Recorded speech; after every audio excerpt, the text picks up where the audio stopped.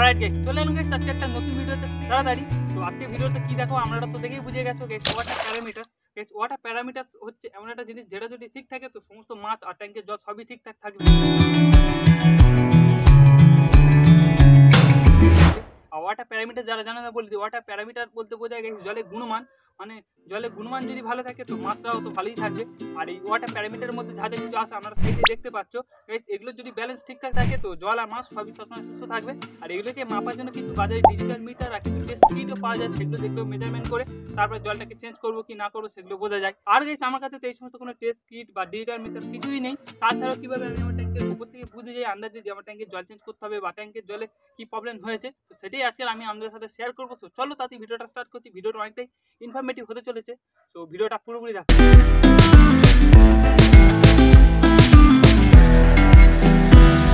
তো গাইস মাছের জলে প্যারামিটার মেনটেন করা সবথেকে ইজি যদি পদ্ধতি হয় তাহলে গাইস ওয়াটার চেঞ্জ। জলটা পরিবর্তন যদি ঠিকঠাক সময় করা যায় তাহলে মাছের জলে প্যারামিটারগুলো মেনটেন করা খুব সহজেই সম্ভব হয়ে যায়। আর প্যারামিটারের মধ্যে সব থেকে মেন যে দুটো জিনিস হলো অ্যামোনিয়া আর পিএইচ। এই দুটো যদি ফ্ল্যাকচুয়েশন হয় তাহলে মাছের ক্ষেত্রে খুবই ক্ষতিকর। তো জলটা খুব তাড়াতাড়ি জলের পরিবর্তন হয়ে যায়, জল খারাপ হয়ে যায়। এছাড়া গাইস আরও কিছু প্যারামিটার আছে, তো সবথেকে মেন হচ্ছে অ্যামোনিয়া আর পিএইচ। তো চলো দু একটা ট্যাঙ্কে আপনাদেরকে দেখাই, তবে আমরা ভালোভাবে বুঝতে পারবো। গাইস এই পিএইচ 7 বা 7-এর আশেপাশে থাকা ঠিক আছে, 7-এর বেশি বা 8-9 বা 6-4 এরকম হয়ে গেলে এটা মাছেদের পক্ষে অনেকটাই ক্ষতিকর। আর গাইস এটা যখন 7-এর নিচে আছে তখন জলটা আম্লিক হয়ে যায় বা অ্যাসিডিক হয়ে যায়। আর 7-এর যখন উপরে চলে যায় তখন জলটা ক্ষারীয় হয়ে যায়। তো 7ই বেশ। এই দেখো এখন আমার পিছনে এই যে ট্যাঙ্কটা আমরা দেখতে পাচ্ছ, তো এই ট্যাঙ্কে দেখেছো অনেক পরিমাণ মাছ আছে। আর এই জলটা কালারটা দেখো সবুজ হলেও কিন্তু জলটার কালারটা অনেকটাই ফ্যাকাশে হয়ে গেছে। আর গাইস জলটাতে এত পরিমাণে অ্যালগি হয়ে গেছে যে নিচে অনেক পরিমাণে অ্যালগি থেকেই গেছে। অ্যালগি যা থাকে তার থেকে দ্বিগুণ হয়ে গেছে। আর গাইস ট্যাঙ্কে যে কখনোই এতটা পরিমাণ অ্যালগি হতে দেওয়া যাবে না, কারণ এত পরিমাণে যখন অ্যালগি হয়ে যায় তখন জলের পিএইচ লেভেল ডাউন হয়ে যেতে পারে, যেটা মাঝে আর গাইস এই যে ট্যাঙ্কটা তো দেখলে, ট্যাঙ্কটা এখনো দেখতে পাচ্ছ ট্যাঙ্কে কি পরিমাণ অ্যালগি হয়ে আছে। এত পরিমাণ অ্যালগির জন্য নিচে তো অনেক পরিমাণ অ্যালগি থিতিয়ে গেছে। আর গাইস এই এত পরিমাণ অ্যালগি থিতিয়ে যাওয়ার জন্য জলেতে কিন্তু অ্যামোনিয়া গ্রো করবে, কারণ নিচে মাছের পটি আছে আর অ্যালগি সমস্ত মিলিয়ে জলটা প্রচণ্ড পরিমাণে গন্ধ হয়ে যাবে, জলে অ্যামোনিয়া খুব তাড়াতাড়ি বাড়তে থাকবে। আর যখনই এত পরিমাণ অ্যালগি হয়ে যাবে তার একটু আগে থাকতেই, তার মানে ধীরে ধীরেই তো অ্যালগিটা হবে, অ্যালগিটা একদিনে হয়ে যাবে না।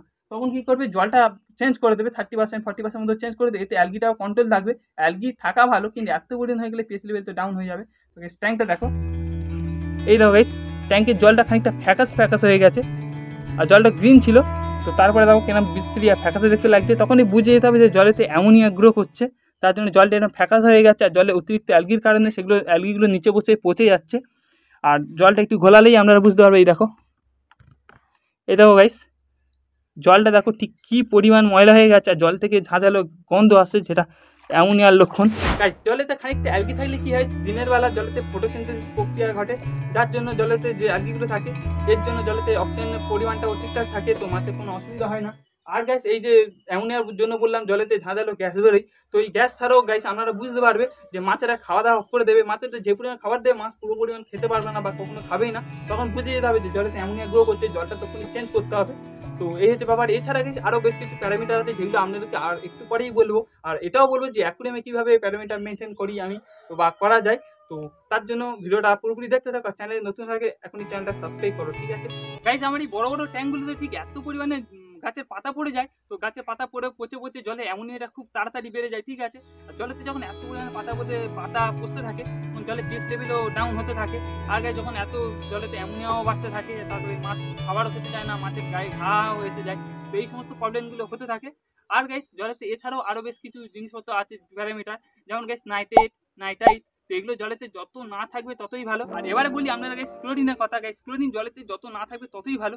আপনিও তো জানেন না যে জলেতে ক্লোরিন আছে কি না আছে, তো সব থেকে ভালো হবে জলেতে আয়রন থাকলে তো মাছের প্রবলেম, তো যে জলটা ট্যাঙ্কিতে অ্যাড করবে জল পরিবর্তনের সময়, তো সেই জলটা যেন 3-4 দিন মতো পুরানো হয়। একটা রিজার্ভ ট্যাঙ্কে জলটা ভরে রাখবে, 3-4 দিন পর সেই জলটা ট্যাঙ্কে ইউজ করবে। ওদের জলে যদি কোনো ক্ষতিকারক যেন আয়রন ক্লোরিন থাকে তো সেগুলো কমে যাবে বা জলেতে থিতিয়ে যাবে, ঠিক আছে। এছাড়া গাইস আসি জলেতে ডিজলভ অক্সিজেন, মানে জলেতে দ্রবীভূত অক্সিজেনের পরিমাণ যদি কমে যায় তো মাছের মধ্যে থাকবে। যেমন গাইস যদি কোনো বড় ট্যাঙ্ক হয় আর সে ট্যাঙ্কে যদি কম মাছ থাকে সেক্ষেত্রে অসুবিধা হবে না।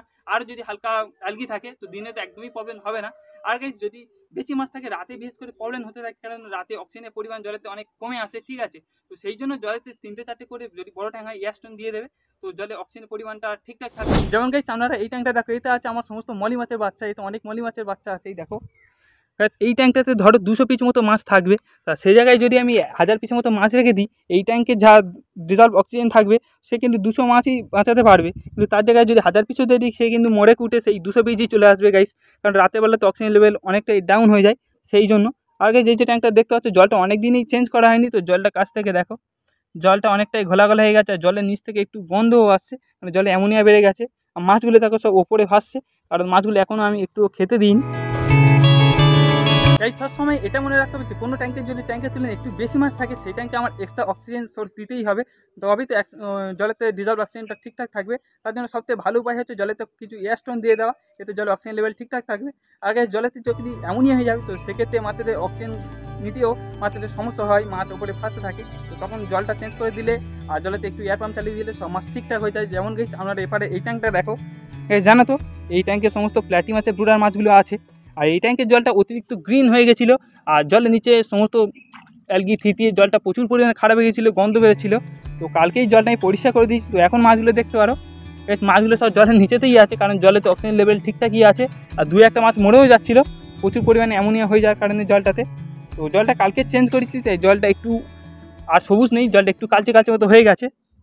আর 2-1 দিন পরেই এই জলটা আবার পুনরায় গ্রিন হয়ে যাবে। তো সবসময় মাথায় রাখতে হবে জলটা খুব বেশি যেন অ্যালগি না হয়ে যায়।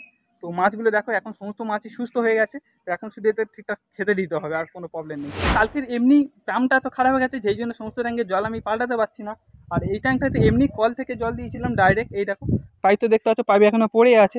আর গাইস কি গন্ধ, এত পরিমাণে নোংরা হয়ে গেছিলো এই ট্যাঙ্কটাতে।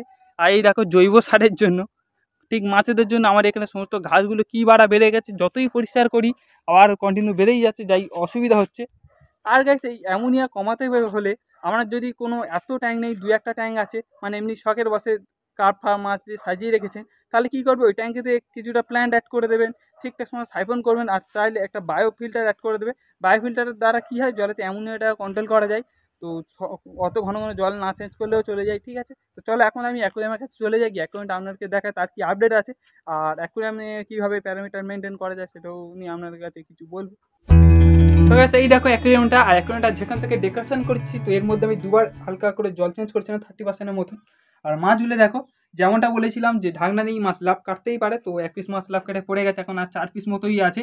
আর গাইস এই দেখো ফিল্টার তার সাধ্য মতো তার যতটা পরিষ্কার করতে পেরেছে। বাকি গাইস এই দেখো এই সাইডের দিকে সামান্য ময়লা আছে, তো আমি 3-4 দিন অন্তর অন্তর কী করি, এইটাকে সাইফন করে ফেলে দিই, আর যতটা জল কমে যায় ততটা বাড়িয়ে দিই। আর গাইস এই দেখো এখানে আমি টপ ফিল্টার ইউজ করছি, আর এতে আছে বায়োমিডিয়া। তা কী করে, তা সেটাকে অ্যামোনিয়া কন্ট্রোল করতে সাহায্য করে। এতে গাইস একটু দেরিতে জল চেঞ্জ করলেও কোনো প্রবলেম হয় না। আর মাছগুলো দেখো গাইস এতক্ষণ ফিল্টার টপ ছিল, তো ফিল্টারটা সবেই চালালাম আমি, তাই জলটা একটু গুলিয়ে গেছে। তো ফিল্টার যত পয়সা করে বাকিটা আমি সাইফন করে একটু ফেলে দিই, সেই জন্যই গেছে নিচে কোনো রকম ডেকোরেশন করিনি, কোনো রকম পাথর দিইনি, দেখতেই পাচ্ছ।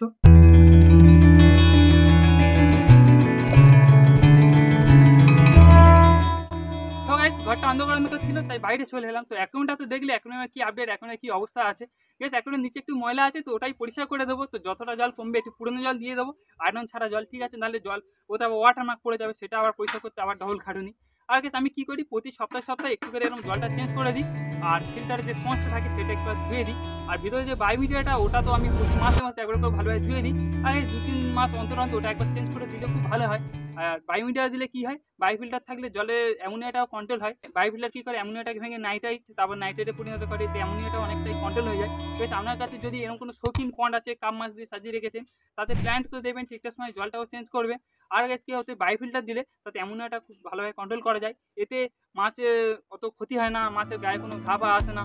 নাহলে অ্যামোনিয়া বেড়ে গেলে মাছ তো আবার খাওয়া দাওয়া করে দেবে। আমার এখন এরকম কোনো রকম প্রবলেমই হয় না, মাছ সবসময় সুস্থ থাকে, জলও ক্রিস্টাল ক্লিয়ার থাকে। তো এইরকমভাবে কোনো রকম টেস্ট কিট আর ডিজিটাল মিটার ছাড়াই আমি আমার অ্যাকুয়ারিয়াম আর ট্যাঙ্কগুলিকে মেনটেন করে থাকি। তো ভিডিওটা যদি ভালো লেগে থাকে অবশ্যই একটু লাইক করে দিও। ভিডিও আপনারা দেখো কিন্তু লাইক করো না, ঠিক আছে, তো অবশ্যই লাইক করে দিও। চ্যানেলে নতুন থাকে চ্যানেলটা সাবস্ক্রাইব করে দিয়ে এরকম ভিডিও আমার এই চ্যানেলে আসতেই থাকে।